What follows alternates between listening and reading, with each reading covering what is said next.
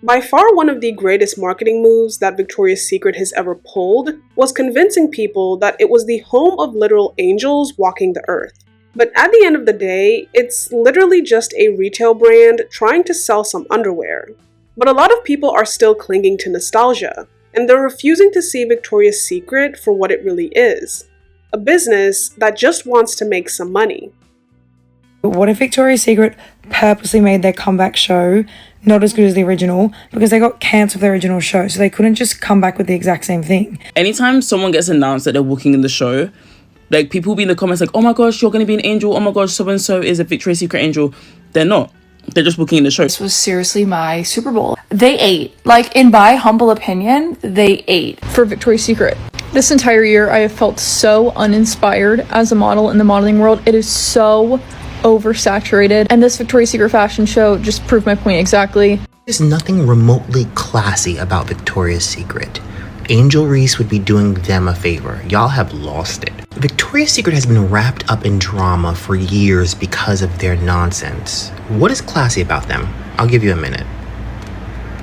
Okay. They had to strategically take away the glitter, the blowouts, the big wings, so that everyone then just begs for the old show back. But now everyone will be satisfied with it. Hello, welcome back to my channel. I think it's kind of funny, but not funny haha, but funny weird, just how so many people are nostalgic for the good old days of Victoria's Secret, as if they've forgotten what that era was really like. So let's take it all the way to the very beginning. It started in 1977 by a man named Roy Raymond, who got the idea to start Victoria's Secret after going into a department store to buy lingerie for his wife. According to him, the experience was so uncomfortable that he decided to create a store where men didn't feel so awkward shopping for lingerie for their wives. He was clearly filling a gap in the market because the store and the concept was successful right away, and they eventually expanded to a mail order catalog, which, as you can imagine, was a huge hit amongst men. But despite their success, in 1982, the company faced bankruptcy, and Roy Raymond sold Victoria's Secret to Les Wexner, who would later have a very close and awkwardly trusting relationship with he who shall not be named. After the acquisition, Ed Razek and Monica Mitro were put in charge of taking Victoria's Secret as a brand to the next level. And by next level, I mean that they made it more accessible for men. So from the brand's foundation and its marketing before and after a change in ownership, the main aim and purpose of Victoria's Secret was not necessarily to sell undergarments to women. It was actually intended to sell women in their underwear to men. To be honest with you, I can't fault the original founder for making a lingerie store for men in 1977, because at that time, women in the US had only just gained the right to open bank accounts in their own names in 1974, which is just 3 years before the first Victoria's Secret store was opened. So if you look at the historical context, most women did not have the financial independence to go out and buy lingerie for themselves. So naturally, the brand catered to men, because it was men who had all the money. And because men and what they wanted were such an integral part of Victoria's Secret as a brand, they did not evolve over the decades. And so even though Victoria's Secret was making products specifically for women, they still were not the center of the brand. When we acquired the business, we really changed the whole image, and it really took off, trying to make it easier and easier for men to come into our stores. So with that background alone, that should tell you everything you need to know about why the models had to look a certain way and why the company executives, which were mostly run by men, wanted the company to have a very strict and specific image. And because Victoria's Secret as a company had this very narrow view on what they thought was beautiful, that had a huge effect on the Victoria's Secret fashion shows. In 2018, during an interview about the Victoria's Secret fashion show, he says, it's like, why doesn't your show do this? Shouldn't you have transsexuals in the show? No, I don't think we should. Well, why not? Because the show is a fantasy. It's a 42-minute entertainment special. That's what it is. It's the only one of its kind in the world. Basically, he's making some really insensitive comments about the trans community. And that same year in 2018, only 3 million people tuned into the show, which is a drastic drop from the nearly 10 million that used to tune in. The following year, one of their activist investors, Barrington Capital Group, sends a letter to Les Wexner saying Victoria's Secret needs a shakeup. They correctly tell him that the brand's image is completely outdated, people no longer want that Playboy fantasy, and sends this whole list of things that they need to change, starting with their board, which out of the 11 members on it, 9 were men. Thankfully, Les Wexner takes this letter to heart. They start with appointing 2 new female board members. One of the biggest issues was that Les Wexner was starting to get linked to a man named Jeffrey Epstein. These two had some kind of relationship, and Jeff Epstein was given control over Les Wexner's finances to manage them and so on, and he really took advantage of that. Jeff would pretend to be a scout for Victoria's Secret models, lure them to his hotel room, and then take advantage of them. And given the already bad brand image that Victoria's Secret had, Les Wexner getting linked to Jeffrey Epstein was not helping. And so now I want us to talk about the fashion shows and really get down to the business of it all. If you've ever worked in customer service, you've probably heard the phrase, "the customer is king," or "the customer is always right." And as annoying as it is unfortunately true. Because if the people you want to sell a product or a service to no longer want to buy from you specifically, it doesn't matter how much money your brand has made over the years. It also doesn't matter if you have an iconic logo. If people aren't buying what you're selling, you are going out of business. Toys R Us and Forever 21 have been around for a long time, they have an iconic brand, and they have made millions and billions over their lifetime. And yet, despite the success and brand recognition, they are obsolete. They don't exist anymore. And you can blame it on a number of factors, but I would say the number one reason is that people just stopped showing up. They stopped putting money in these businesses. And I'm pretty sure that Victoria's Secret, just like any other business, whether big or small, is aware of that being their reality. Because no brand or business is bigger than basic economics of demand, supply, profit, and loss. And so as much as Victoria's Secret fashion shows are these glamorous affairs and are selling a fantasy, they are still just a brand that is selling underwear and perfume at a mall. And so while it's easy to get distracted about the real reason they put on these shows, the main reason they put on these shows in the first place is to solidify Victoria's Secret as a sought-after brand that could not only attract new customers, but keep existing ones. And so what exactly am I trying to say? To put it simply, whether it's new customers or existing customers, the main target audience for Victoria's Secret is women. And women come in all different shapes, sizes, ages, and skin tones. And women of every kind have money in their bank accounts and will spend it in whatever way they choose and with whichever brand that they choose. So if Victoria's Secret as a brand wants to sell underwear, lingerie, hoodies, body splashes, and bath bombs to all women all over the world, they need to appeal to all types of women.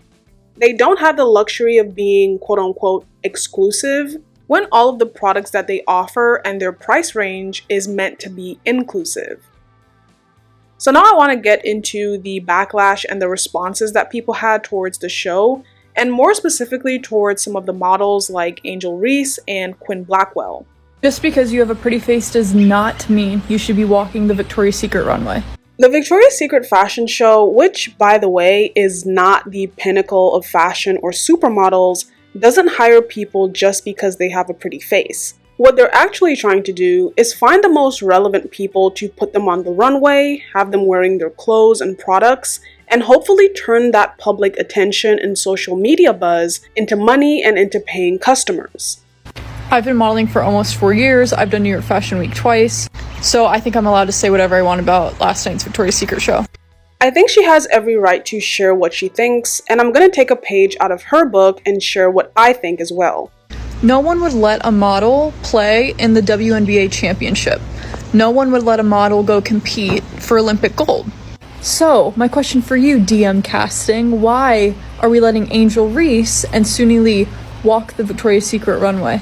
Comparing a model not being allowed to play a sport at a competitive level to an athlete walking down a runway is just a bad comparison. When we're talking about the most skilled athletes, no one can do their job. Suni Lee is an Olympic gold medalist. not everyone can just be a gymnast and win a gold medal and come back home. However, as we are seeing with the Victoria's Secret fashion show, Suni Lee, who is a gold medalist, can walk down a runway. She might not be a model and she might not be a supermodel, but she can definitely walk forward. But this isn't to say that I don't understand where she's coming from, because a lot of people don't take certain jobs seriously, and being a model is definitely one of them. Many people think it's just something anyone can do because it's just walking, but it's clearly a very competitive industry.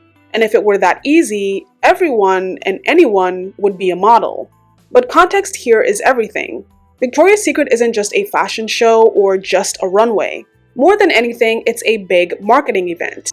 And so from Victoria's Secret's perspective, when they realize that people like Angel Reese or Suni Lee have a lot of social capital and interest, and have the potential to bring a lot of attention to their brand, they are going to invite them to walk the show. And it's clearly working because I heard more about Angel Reese and how people were unhappy with the fact that she was walking than I did about the show itself, the other models, and even the outfits that they were wearing. What gets even worse is letting influencers walk the runway. I do not care how beautiful you are. If we are calling this the Super Bowl of fashion, because that's practically what it is, you can't just let anyone on the field. Since when is the Victoria's Secret fashion show the Super Bowl of fashion? What fashion are we talking about? Is it the underwear, the bejeweled bras, or is it the wings? And when it comes to the topic of influencers, I think we have to reach a point where we just accept that influencers are the new celebrities. And because of their influence, brands are willing to pay them and incorporate them into their businesses and shows and marketing events to help sell products. And I'm not going to argue whether it's a good or a bad thing. I mean, if you're an influencer, you would be happy, but if you're not an influencer but you're still in the industry, you would feel like your job is being taken. All I'm going to say about that is that's just the reality that we're in, and we either have to accept it or completely kick influencers out. And I don't think that's happening anytime soon. No matter how silly it seems, it is so beyond unfair to the girls who have worked their butts off to get to the Victoria's Secret casting, thinking that they could possibly be casted, signed models who have dreamed of becoming a Victoria's Secret angel, and their spots are given to influencers and athletes, and then their spots taken by Quinn Blackwell. So there is a lot to unpack with this statement.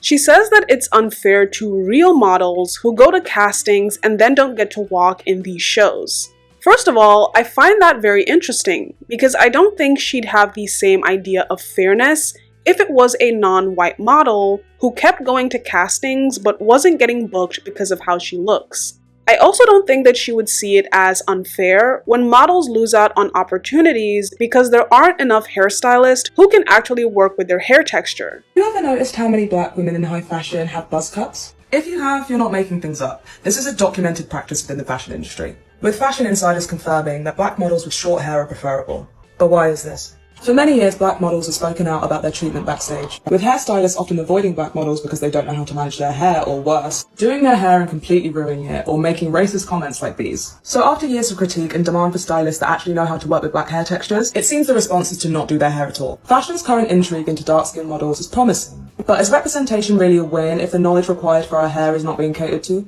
Moreover, it's important to remember the implications of shaving women's hair. In the West, the practice being associated with punishment, and in Africa, some women shave their hair when they become widows. As beautiful as these models are and how important it is to celebrate their space in the industry, when do we begin to critique the fetishism that's clearly coming into play? There's an incredible article with insight from real models on the Black Ballad website right now. The point that I'm trying to drive at is that it's really easy to call something unfair when you're only looking at it from your own perspective. In her eyes, and I'm sure in the eyes of a lot of other people and models, they feel like they would have gotten that opportunity if it wasn't for influencers and athletes like Angel Reese. And it's because they believe that as models, they are somehow entitled to the entire space and that someone else is in their way. Not once do they consider that maybe there is a separate category made for people who are not models who the brand wants to incorporate in the show.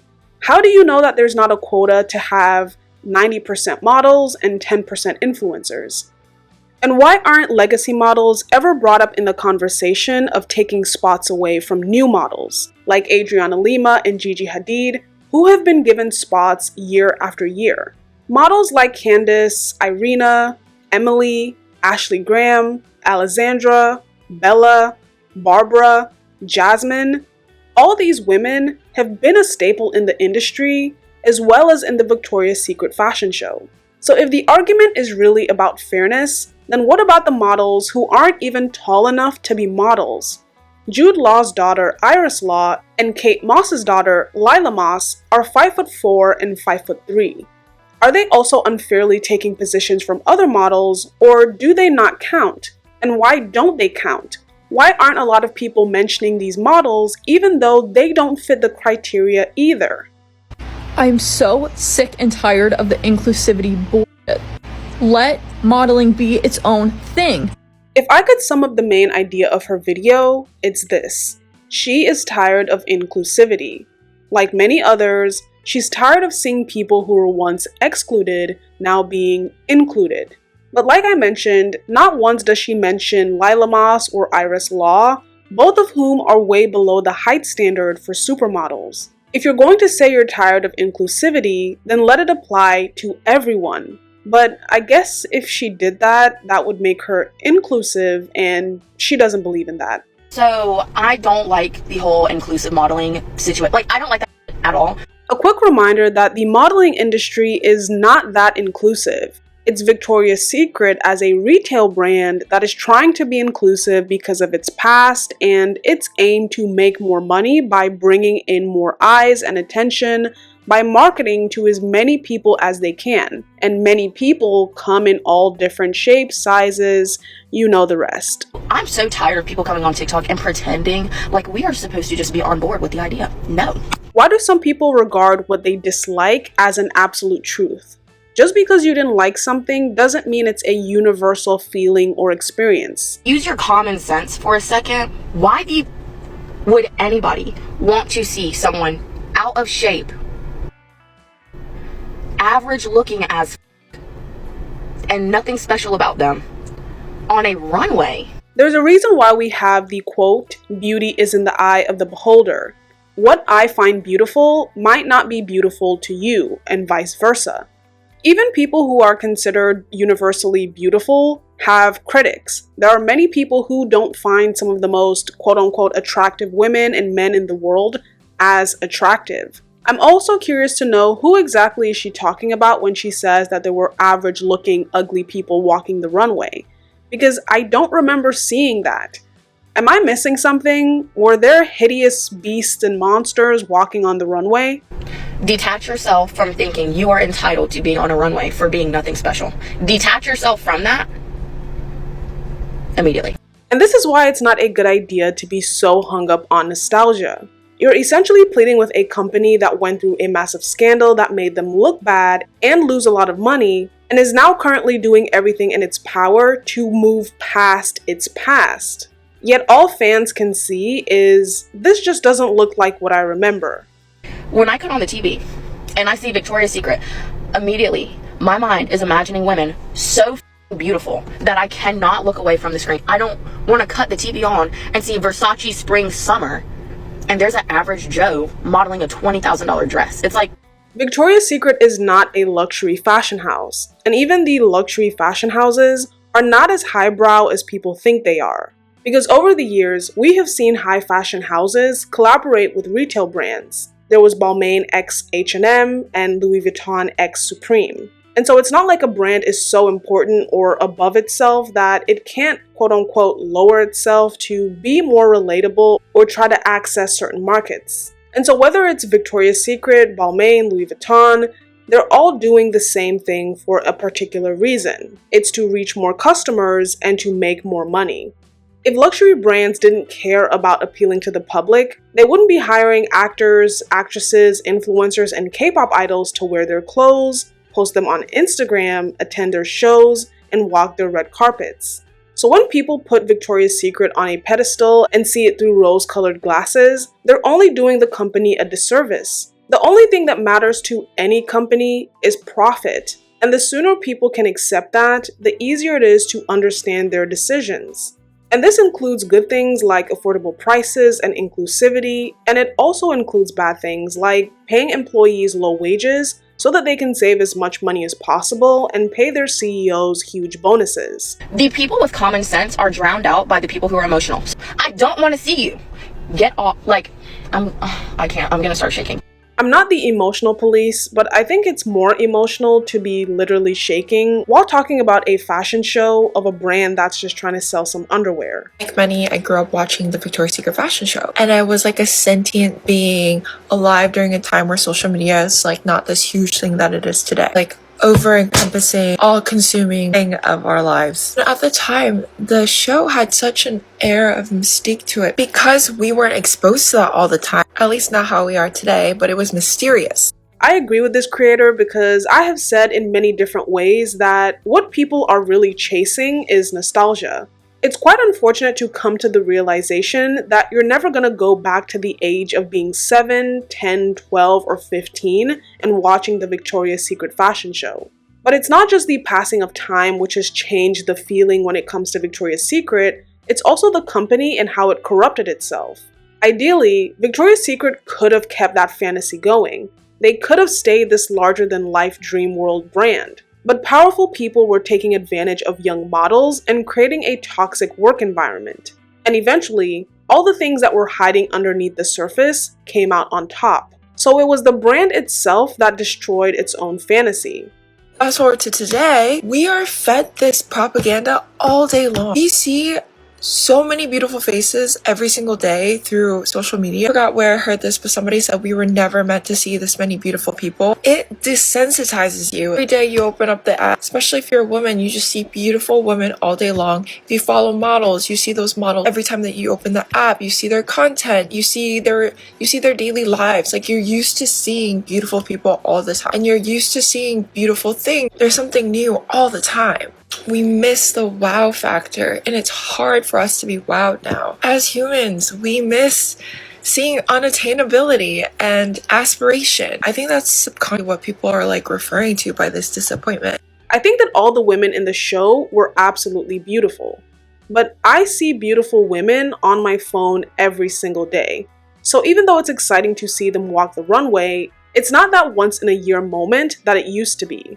It's no longer the only time that we get to see beautiful women coming together. The media landscape allowed for scarcity, but now that beauty is everywhere and accessible, it's just not the same anymore. And that's why you still have people chasing a moment that no longer exists, and chasing a feeling that just can't be replicated. So you have a lot of people blaming models and fans for why they don't like the show, when really it's about the moment being gone, the culture being different. We are different. Even if Victoria's Secret were to put on the quote-unquote perfect show, I still think that people would have complaints. They would say that the floor wasn't glittery enough, they would say the models weren't tall enough or beautiful enough, or they would say that the performances didn't match with the theme of the show. There will always be a criticism. And with that being said, this does bring me to the end of my video. If you made it this far, thank you so much for watching. These are just my thoughts, and I'd love to know yours down in the comment section below. Remember to like this video, it really helps with the algorithm, and if you enjoyed this one, then kindly check out some of my other videos and subscribe for more content on the way. Again, thank you so much for watching, and hopefully, I'll catch you in my next video.